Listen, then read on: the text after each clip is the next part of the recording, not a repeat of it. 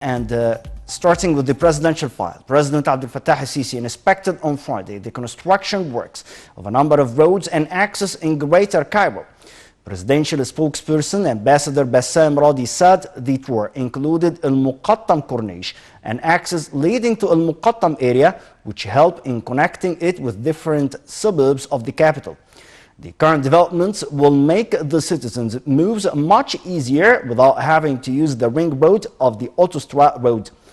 The president also visited the site of Hasaballah Kafrawi access and its surrounding area, which will connect south of Cairo and Al Maadi district. Radi added that the head of state stopped in different sites to exchange dialogue with workers on duty as he gave his directives to resume efforts of raising the efficiency of roads to facilitate the traffic flow and prevent crowds. Minister of Environment Yasmin Fuad held an expanded meeting with the mission of the UN Framework Convention on Climate Change headed by Simon Style. The meeting tackled the latest developments of the preparations for the upcoming COP27, which will be held next month in Sharm el-Sheikh, in addition to a number of initiatives that will be announced during the conference.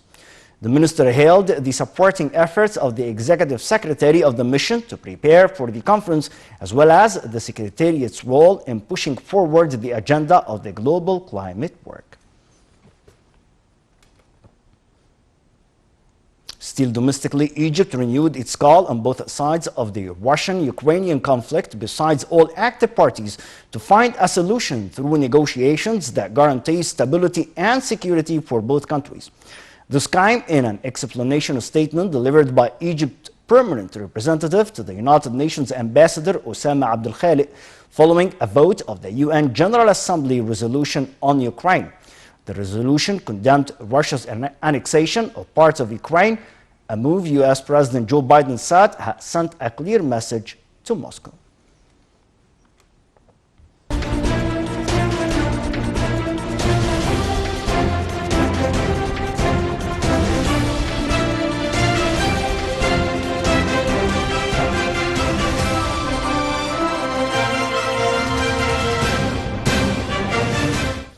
Welcome back. Prime Minister Mustafa Madbouli inspected on Friday a number of development projects in the city of St. Catherine as per directives of President Abdel Fattah al-Sisi.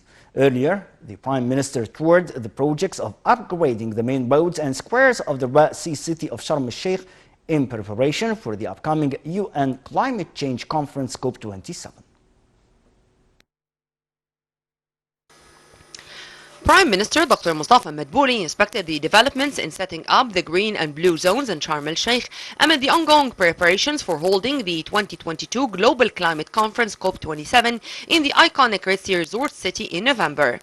During his tour of the city, Madbouli pointed out that the huge infrastructure and construction work being implemented here reflects the close coordination among the Egyptian authorities and the international bodies, a matter which proves that Egypt is capable of organizing and hosting such kind of major international events. Madbouli was briefed by Minister of Environment Dr. Yasmin Fuad and Housing Minister Asim al-Ghazdar on the latest developments in the Red Sea Resort.